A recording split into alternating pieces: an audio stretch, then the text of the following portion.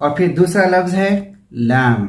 इसमें बहुत सारे लोगों की गलतियां होती हैं। बाज़ लोग कहते हैं लॉम, लॉ, बाज़ नहीं ले, ले।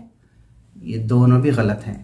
बल्कि लाम का मखरज जो है, हमारी जो ज़बान है, ये यहाँ ला, ला, जो अपर गम्स का एरिया है, तालू कहते हैं, वहां पर लगना चाहिए। और सिर्फ जबान का नोकदार हिस्सा नहीं,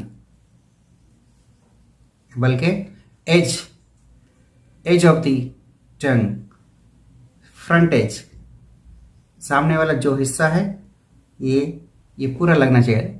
ल, ल, ल, ला, लैम, लैम, लैम। ये आवाज असल आवाज है लाम की। लॉ, ये गलत है। लैम, इसमें ये जबान तो यहाँ लगेगी तालू पे, अपर गम्स के एरिया पे, लेकिन जो पिछला हिस्सा जो जबान का है वो नीचे की तरफ जाएगा, ऊपर नहीं जाएगा, नीचे की तरफ। कब? जब आप लाम बारीक बोलेंगे। अगर आपको लाम मोटा बोलना है तो पिछला हिस्सा जो जबान का है वो ऊपर की तरफ उठेगा। It will be raised, it will be elevated, back of the tongue.